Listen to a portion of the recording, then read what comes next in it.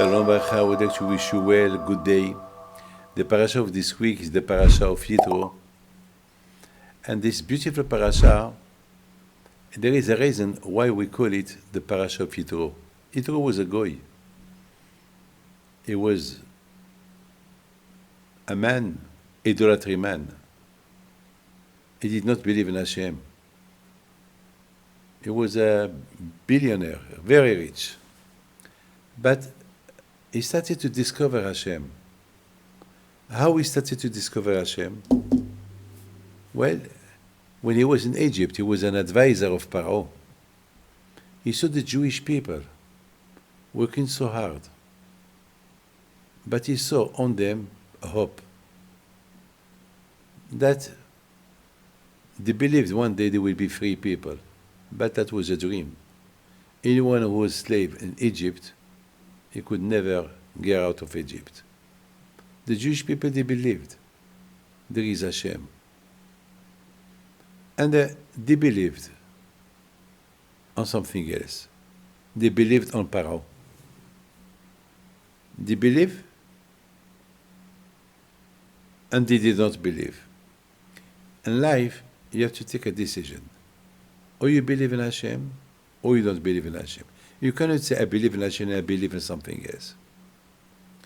The Jewish people, they believed they are Jewish. They believed. They did not change their name. They didn't change their language.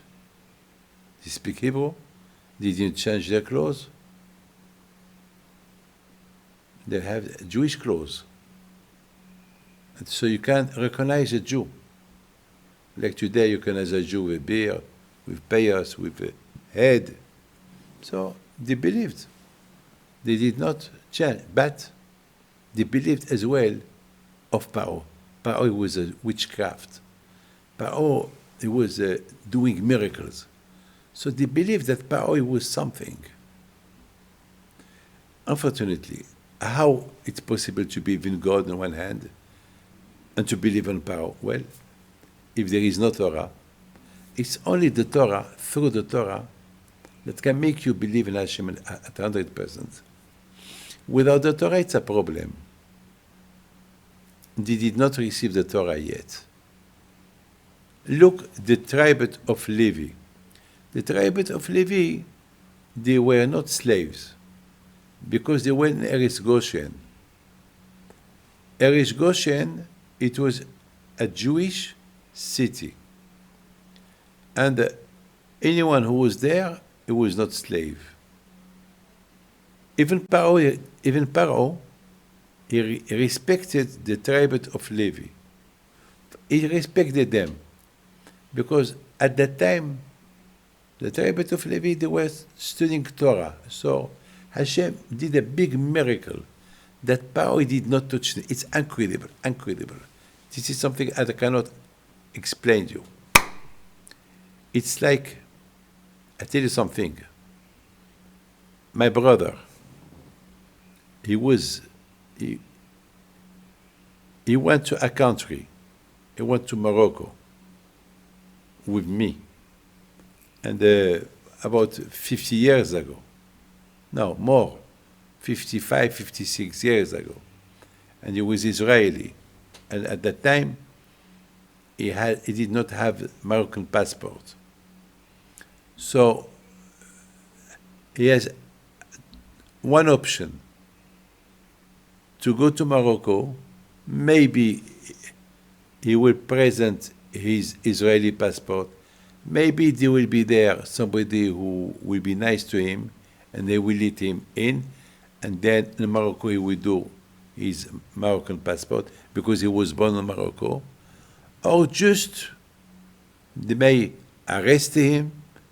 They may take him to jail because there was no relationship, diplomatic relationship at that time between Morocco and Israel. It was very, very, very dangerous. But he wanted to go to pray on the graves of tzaddikim. And my mother, Zechronah Baruch, she was with us. So I told my mother, I don't want to be responsible. It's dangerous even for me to put to. My mother, she had Moroccan passport, Israeli passport. I had Moroccan passport. I was not Israeli, but Abraham, my brother, was a problem. You know what Abraham, my brother, said? Be'ezat Hashem, I'll be with you in the car. They will not see me. I will be invisible. I promise you, I'm not a liar. Look, I'm an old man. I will not lie to you. And I said, okay, it's at your risk. So we arrived to the customs. We crossed the sea from Algeciras, Tangier.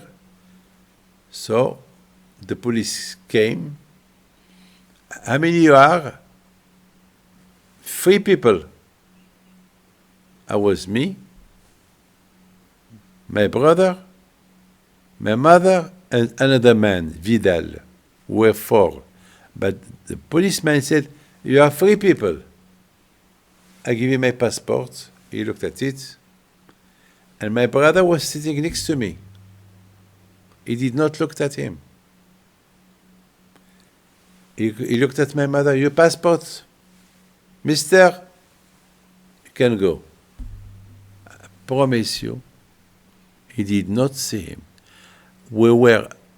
I was worried till we arrived to Casablanca. Maybe in the middle of the road, another policeman will catch us, will ask him his passport. And then we fixed him a passport in Morocco. Once he was there, after 1 year, he had the passport. You see, Hashem, he can make you invisible if you want.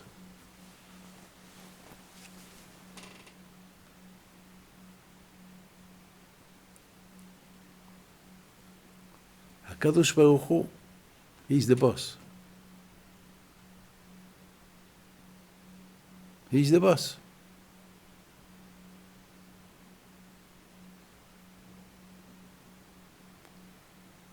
And Yitro, he discovered Hashem. Alone. He saw a big miracle in Egypt, that the Jewish people, they were invisible. I mean, Pharaoh, he just will not kill them, and he will not mix with them. It's like the Jewish people, they were invisible in Egypt.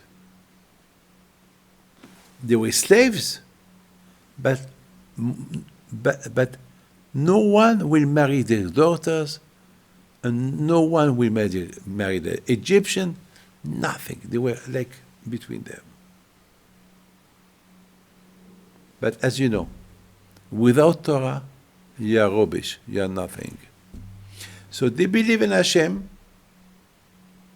because they had Jewish name, speak Hebrew, and the same clothes, but they believed on Pharaoh as well, because Pharaoh he compared himself to God. So they believed in both of them. When you have no Torah, unfortunately, you cannot be at 100% with Hashem.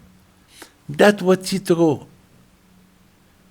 Yitro, he decided to leave Egypt and to start a new life. He saw the Jewish people. On one hand, they are slaves. On the other hand, no one will marry them, and they will not marry no one from the Egyptian side.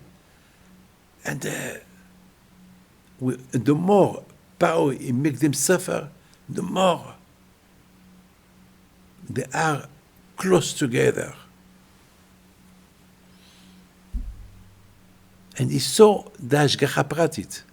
He saw how Hashem take care of them. And he saw the Shevet Levi. The Shevet Levi in Eretz Goshen. They study Torah. Hey, Paro, take them to be slaves. No. For him, they're invisible. He will not touch them. How? I mean, how it's possible? So, Yitro, it was not a donk. He was clever. He said, how it's possible that the Shevet, the tribe of Levi, nobody mix them with the others. Why they are not slaves? So that means there is Hashem who make the Shevet Levi invisible because they study Torah. That's what pushed Yitro to become a man of God, man who started to believe in Hashem.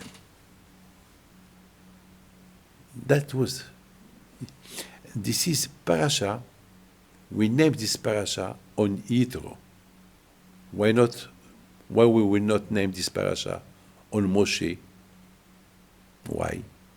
Because Yitro, once he decided that there is God, he was not among those people believe, not believe.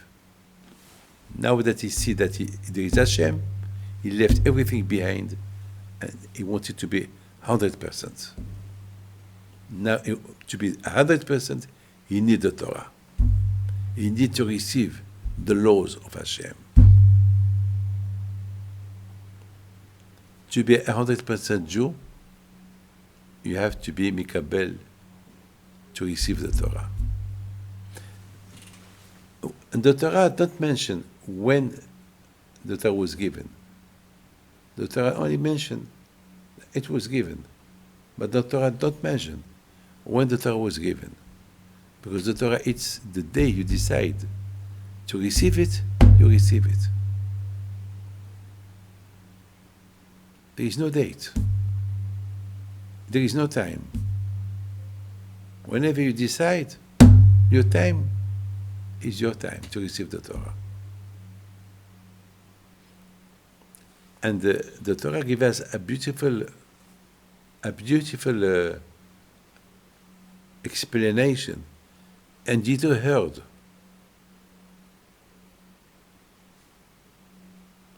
What Yitro heard, everybody heard.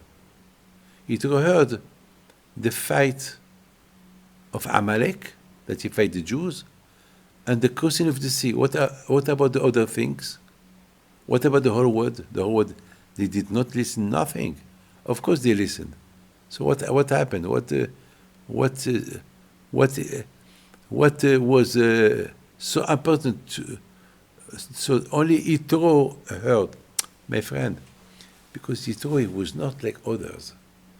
Yitro already started to think before. My friend, these people who think something now, because of the shock, they started to believe in Hashem. Yitro, he did not have any shock.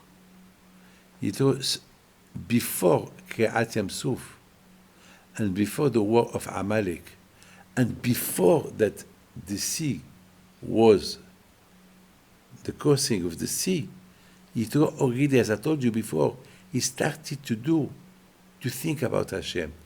That it's not something new. Yitro already changed years ago. So that it's only helped him more. My friend, a lot of people, they do teshuvah because of something they saw, and after the teshuvah become light. I think people, before they do teshuvah, they must open their eyes first.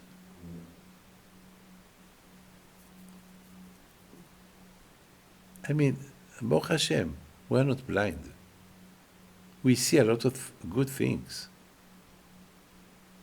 Think about them. Open your appetite, so your emunah will become clear. If you don't open your appetite, and if you have a shock, it's like somebody who was in a plane, and suddenly the plane fell. And that time he said, Shema Israel, Shema Israel, Shema Hashem, please forgive me. And after, Baruch Hashem, the plane, you forgot. When I saw him, I told him, where is Shema Israel? I saw that you did a big teshuvah. What happened? That's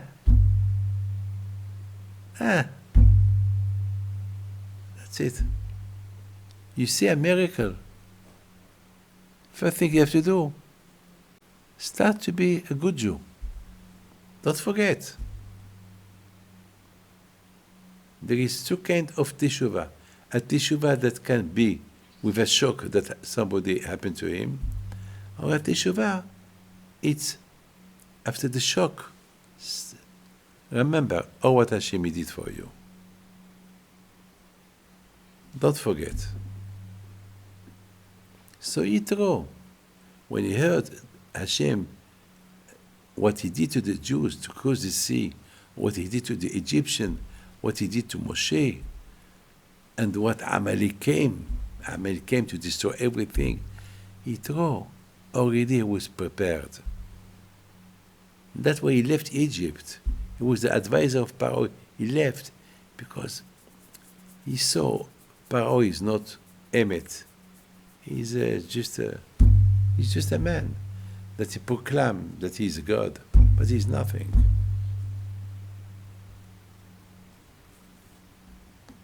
My friend, I would like to tell you a beautiful story that happened in Morocco.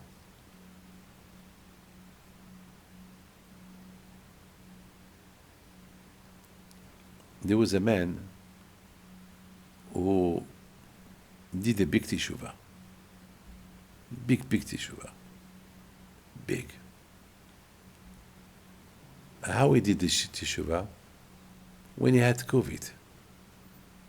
He had a dream. When he was in the coma, he saw Rabbi Chaim Pinto. He saw a lot of tzaddikim. And he saw his father and mother, that they told him, well, this is the last time that you are alive. And Baruch Hashem, that your children, they pray for you, and there is Torah that will protect you. Listen to the Torah. Take the opportunity. When you go back down there, stick to the Torah. And at that moment, he opened his eyes. When he opened his eyes, he was listening a shiur that I was saying. You know, every day there is 5-6 minutes lecture every day. His son, every morning, every day, he put the telephone near his nose, in his ears to listen to it. And that pushed him to the big teshuvah. He understands that only with the zichot of the Torah that he can live, and that he live. So that's what Yitro heard. He understood that all what Hashem did for the Jews, all the miracles that he did for them, it's for the Torah, to give them the laws. And there is Amalek. Amalek is the Yitzhara, who wants to disconnect you from Hashem. You have to fight him. Milchemet Hashem, Amalek Dodo. All the time you have to fight him with the Torah. And this is the crossing of the sea. Sometimes people have a lot of nisyonot. Hashem tests you all the time. Life is full of tests. Life is full of ambush. Life is full of everything. And you need liberty. You need the crossing of those problems. And there is Hashem who can help you. He can split your problems. You can pass through them with no problem. But you must have emunah with Torah. Both of them. That's what Yitro he heard. And that's why this parasha named Yitro, to give us to think, a goy,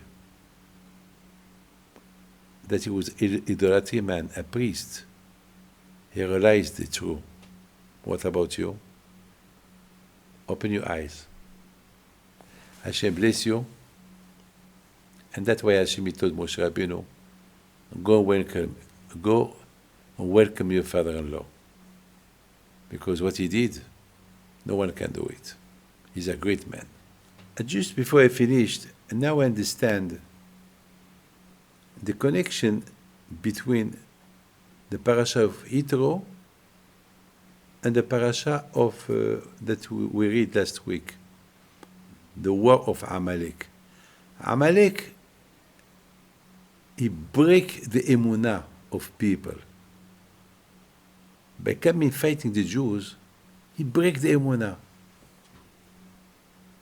So Yitro, he came to make he bring back the emunah. He came with a lot of warmth of love of Hashem. On one hand, you see Amalek, that he bring doubt on emunah on Hashem. On the other hand, you have Yitro, that he bring a big emunah on Hashem to people. So it's like that's why this is the connection. On one hand, and that's why Hashem, he told Moshe Rabbeinu, he deserve a big kavod. After all what Amalek did, look what Yitro, on the other hand, is doing. He came just for me. He was a priest, and he left everything behind to come for me. He did a big Kiddush Hashem. So Yitro was a great man. Hashem bless you.